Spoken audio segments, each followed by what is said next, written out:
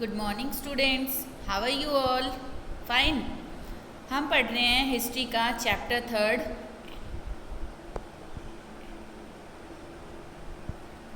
Third nationalism in India. तो nationalism in India में अभी तक हम काफ़ी कुछ पढ़ चुके हैं, तो आइए एक बार क्विक रिव्यू कर लेते हैं कि हमने क्या क्या पढ़ लिया। सबसे पहले हमने इंट्रोडक्शन पढ़ा कि इंट्रोडक्शन में हमने पढ़ा कि नेशनलिज्म की फीलिंग जो है वो कब से शुरू हुई थी और इसमें non cooperation, civil disobedience movement, ये सब इसके तहत हुए थे। इसके बाद हमने पढ़ा द फर्स्ट वर्ल्ड वॉर, खिलाफत एंड नॉन कॉपरेशन मूवमेंट। इसमें हमने पढ़ा कि फ़र्स्ट वर्ल्ड वॉर कब हुआ था और कैसे कैसे जो ब्रिटिश इंडिया थी उन्होंने हमारे ऊपर टैक्सेस जो थे वो इम्पोज कर दिए थे। उसके बाद हमने पढ़ा था फर्स्ट वर्ल्ड वॉर में क्या क्या हैपनिंग हुई थी। और इसके बाद हमने पढ़ा था आइडिया ऑफ सत्याग्रह जो कि महात्मा गांधी जी लाए थे। उसके बाद हमने पढ़ा था रॉलेट एक्ट जो कि ब्रिटिश गवर्नमेंट ने लगाया था इंडिया के लोगों पे कि रॉलेट एक्ट के तहत कि बिना किसी ट्रायल के 2 साल के लिए किसी भी पॉलिटिकल लीडर को प्रिजन में डाल दिया जाता था। तो इसके खिलाफ महात्मा गांधी जी ने नॉन कॉपरेशन मूवमेंट किया था। तो रॉलेट एक्ट पढ़ा था हमने। फिर नॉन कॉपरेशन मूवमेंट शुरू हुआ था जो कि महात्मा गांधी ने लॉन्च किया था। इसमें महात्मा गांधी जी ने कहा था कि ब्रिटिशर्स को कॉपरेट मत करो। उसके बाद हिंदूज़ और मुस्लिम ने मिलकर के इस नॉन कॉपरेशन मूवमेंट में पार्टिसिपेट किया था क्योंकि इसमें मोहम्मद अली और शौकत अली जो मुस्लिम लीडर्स थे उन्होंने भी पार्टिसिपेट किया था महात्मा गांधी के साथ।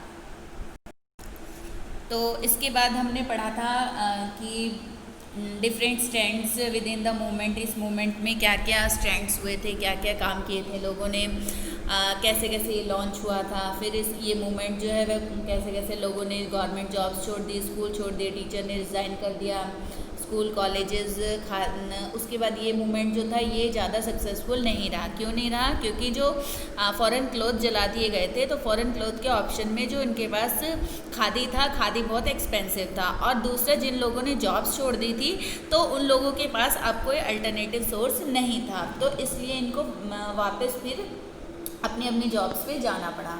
उसके बाद प्लांटेशन के लोगों ने कैसे स्वराज के लिए वो किया। उसके बाद दूसरा जो मूवमेंट था, जो सबसे बड़ा मूवमेंट था, वो था सिविल डिसऑबिडेंस मूवमेंट।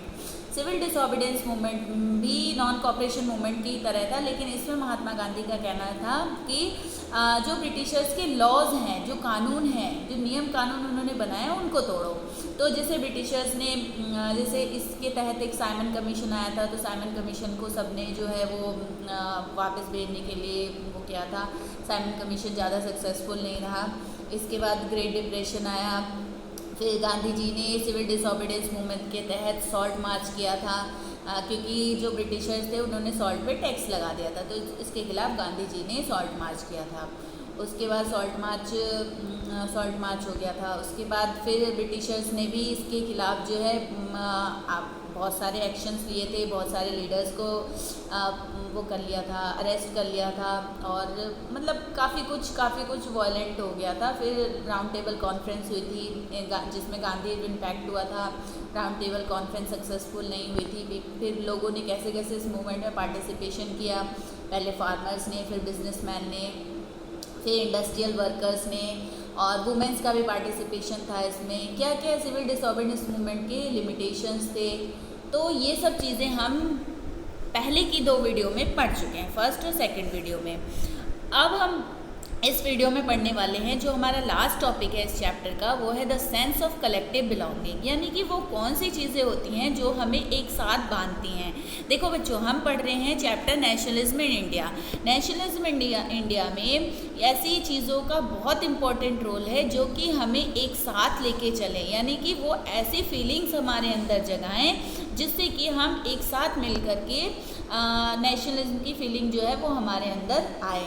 तो इसके लिए देखो, सबसे पहले हम देखते हैं nationalism spread when people begin to believe that they are all part of the same nation, when they discover some unity that binds them together. The united struggle for independence help in building the sense collective belonging. Additional a variety of cultural process also capture the spirit of nationalism, यानी कि nationalism जो है वो उसको spread करने के लिए, उसको नेशन के हर पार्ट में स्प्रेड करने के लिए, उसको यूनिटी लाने के लिए, उसको एक साथ मिल के चलने के लिए इंडिपेंडेंस की भावना तभी विकसित होगी कि जब हमारे अंदर ऐसी फीलिंग्स आ जाए, ऐसी भावना आ जाए जिसके लिए हम जो हैं वो सब कुछ करने के लिए तैयार हो जाएं।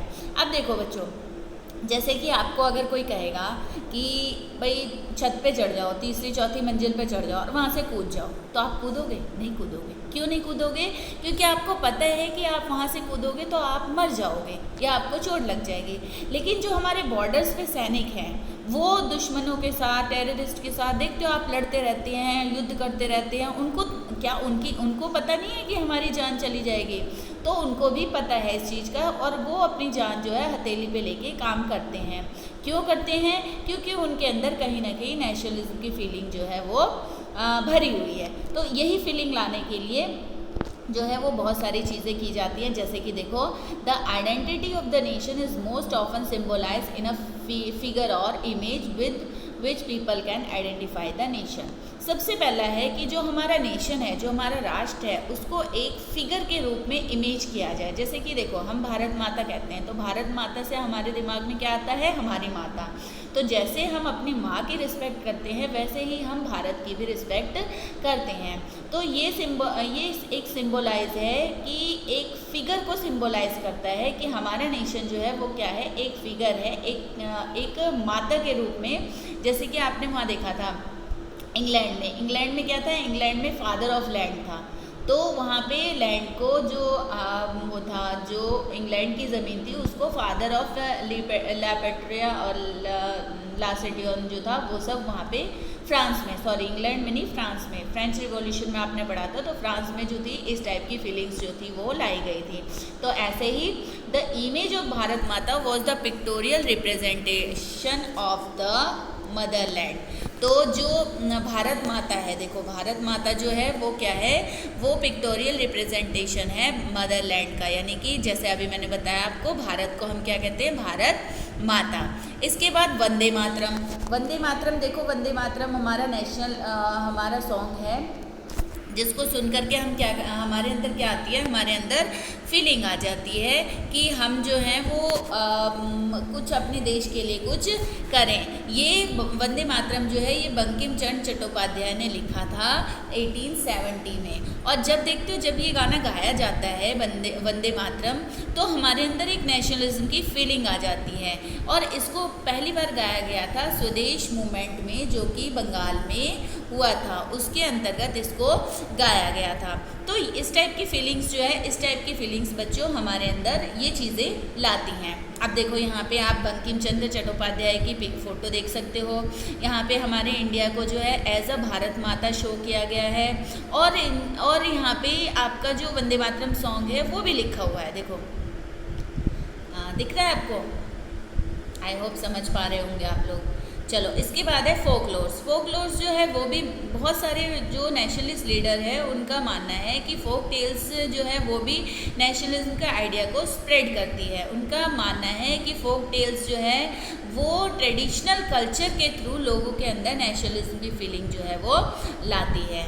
इसके बाद है नेशनल फ्लैग। देखो, जैसे कि हमारा नेशनल फ्लैग है, हम नेशनल फ्लैग जहाँ भी लहराता हुआ देखते हैं वहाँ हम उसको सैल्यूट करते हैं या हम उसके आगे सिर झुकाते हैं। क्यों झुकाते हैं? क्योंकि हमारे अंदर नेशनल फ्लैग को देखते ही एक फीलिंग आ जाती है, एक भावना आ जाती है कि हमारा ये नेशनल फ्लैग है और हमें इसकी जो है वो इज़्ज़त करनी है। अब देखो, आज का अगर हम नेशनल फ्लैग देखें तो ये बहुत सारे स्टेजेस से गुजरा हुआ है। वेरियस स्टेजेस, देखो वेरियस स्टेजेस से ये गुजरा हुआ है। पहले क्या था? पहले जो ट्राई कलर तो अभी भी है, तो पहले का जो ट्राई कलर फ्लैग था वो रेड, ग्रीन और येलो कलर का था ड्यूरिंग द स्वदेश मूवमेंट, जिसको स्वदेश मूवमेंट के तहत जो है वो यूज़ किया जाता था। इसमें क्या था? इसमें 8 लोटस थे। 8 लोटस जो थे वो डिपिक्टेड करते थे 8 provinces of British India. British India के जो 8 प्रोविंसेस थे उनको ये दर्शाते थे। उसके बाद मून आया फ्लैग में, क्रिसेंट मून आया फ्लैग में, जो कि रिप्रेजेंट करता था हिंदू एंड मुस्लिम्स को रिप्रेजेंट करता था। उसके बाद गांधी जी ने फाइनली डिज़ाइन किया स्वराज फ्लैग 1921 में।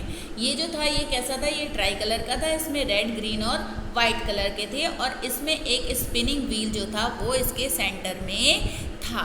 तो ये देखो आपको फ्लैग यहाँ पे दिखाई दे रहे हैं, ये देखो ये जो है ये वाला फ्लैग अभी मैंने बताया आपको, वंदे मातरम ये वाला फ्लैग था।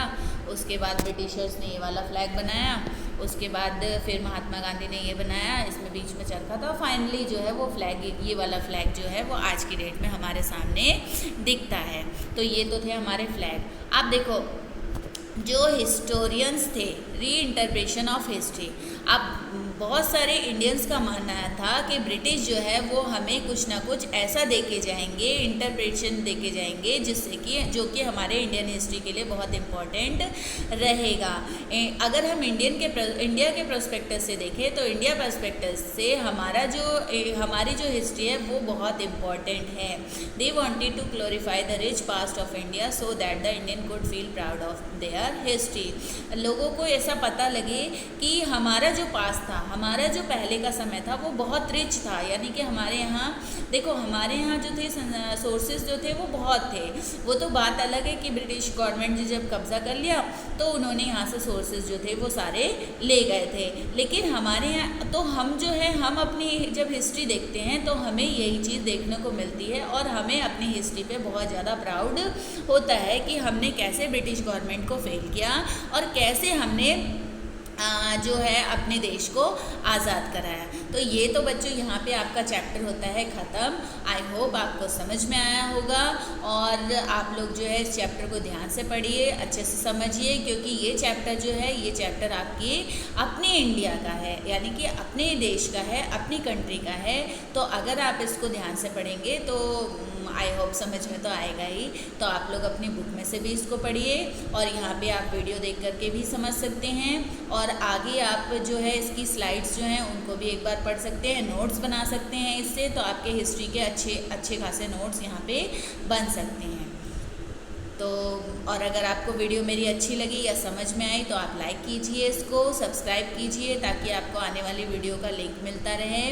और आपको अगर कोई प्रॉब्लम है तो बच्चों आप कमेंट ज़रूर कीजिए, मैं आपके कमेंट के लिए हमेशा रेडी हूँ।